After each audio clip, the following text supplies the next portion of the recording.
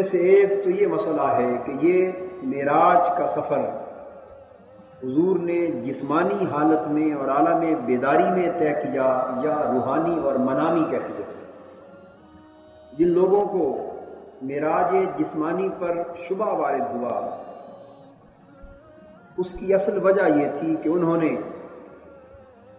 قرآن حکیم اور احادیث نبوی کے بیانات پر اعتماد کرنے کی بجائے اس واقعہ معراج کی صحت کو اور اس کے امکان کو اپنی عقل نظری کے معیار پر پورا اترنے اور پرکھنے کی کوشش کی، اور اس کی بعض تفصیلات چونکہ عقل مادی کے وضع کردہ معیارات پر پوری نہ اترتی تھی، اس لیے انہوں نے اس واقعے کی توجیہ کرتے ہوئے اس کو بجائے معراج جسمانی کے معراج روحانی اور معراج منامی سے تعبیر کیا۔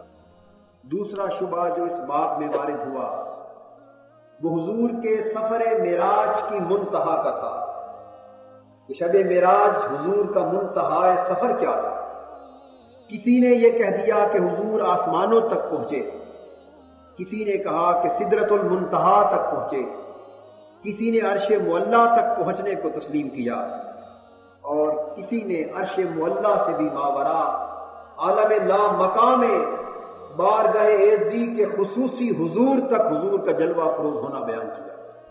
اس مسئلے پر جو شبہات وارد ہوئے اس کی وجہ بھی یہ تھی کہ قرآن حکیم میں اور احادیث نبوی میں مختلف مقامات پر کہیں اجمال تھا، کہیں تفصیل تھی، کہیں بات کو اشارے کی زبان میں کہا گیا تھا، کہیں کنایے کی زبان میں کہا گیا تھا۔ بات ہمیشہ صریح اسلوب میں نہیں ہوتی، کبھی کنایے میں بھی کی جاتی۔ اور تیسرا شبہ جو انسانی ذہن میں سفر معراج کی نسبت وارد ہوتا ہے وہ یہ ہے کہ اس رات حضور نے دیدار کس شے کا کیا، حضور کو اوپر بنیادی طور پہ بلایا کس مقصد کے لیے گیا تھا، اور کس جلوے کا دیدار کر کے حضور واپس لوٹے۔ کسی نے یہ کہہ دیا کہ حضور سدرۃ المنتہا پہ جا کر جبرائیل امین کو اصل حالت میں دیکھ کے واپس آ گئے، اور وہ یہ نہ سمجھ سکے کہ جو جبرائیل غلام اور رفیق سفر بن کر حضور کو لینے کے لیے آیا ہے، سدرۃ المنتہا پہ جا کر اسی کا دیدار کرا کے واپس لوٹا دینا یہ کوئی مدعا دکھائی نہیں دیتا۔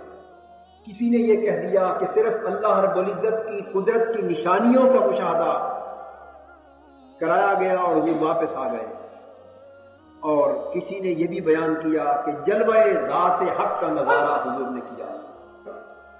اللہ رب العزت نے یہاں حضور کے سفر معراج کا ذکر قسم کھا کے شروع کیا ہے۔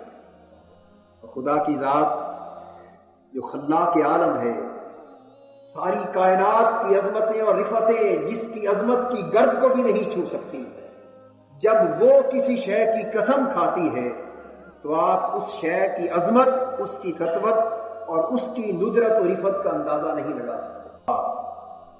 قسم ہے ستارے کی جب وہ اترے۔ اس آیہ کریمہ میں دو الفاظ قابل غور ہیں، ایک النجم کہ ستارے سے کیا مراد ہے، اور ایک اذا ہوا اترنے سے کیا مراد ہے۔ النجم کا لفظ عربی زبان میں مختلف معنی اور مطالب کے لیے استعمال ہوتا ہے۔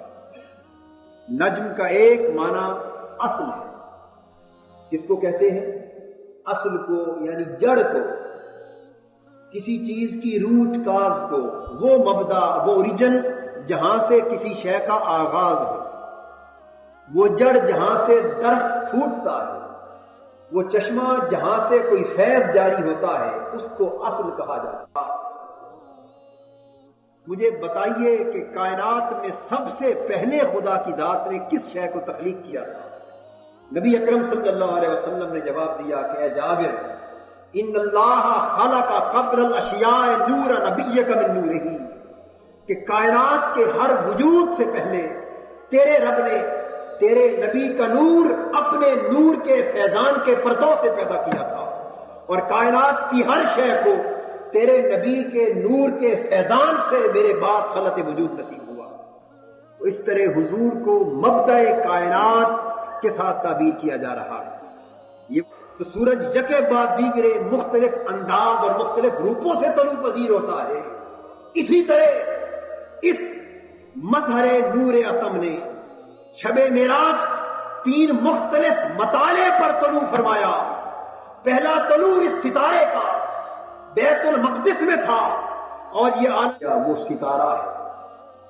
اور جب اس کا معنی ستارہ ہو تو پھر سیدنا امام جعفر صادق رضی اللہ تعالیٰ عنہ کی وہ تفسیر ہمارے سامنے آ جاتی ہے جس میں آپ فرماتے قسم ہے چمکتے ہوئے ستارے محمد کی صلی اللہ علیہ وسلم جو شب معراج خدا کے جلووں کو اپنے دامن میں سمیٹ کے واپس لوٹے.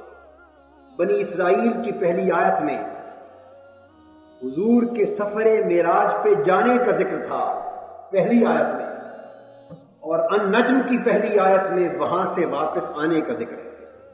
لیکن ابھی اس کے علاوہ کچھ اور بھی عرض کرتا ہوں. آسمان تک اٹھنا اللہ کی قسم کے لائق نہ ہو سکتا تھا. آسمان سے اٹھ کر سدرۃ المنتہا تک پہنچے, یہاں بھی فرشتوں کا اوپر جانا ممکن تھا. اس کیونکہ وہاں جب حضور پہنچے, تفسیر نیشا پوری میں حدیث بیان کی گئی ہے, نبی اکرم صلی اللہ علیہ وسلم کائنات کی زندگی کی علامت تھا.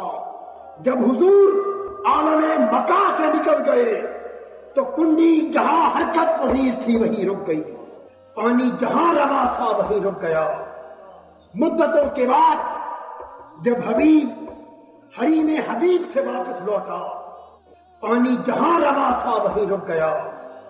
مدتوں کے بعد جب حبیب حریم حبیب سے واپس لوٹا تو کائنات کی روح جب کائنات میں دوبارہ داخل ہوئی تو کنڈی وہیں سے چل پڑی جہاں رکی تھی, پانی وہیں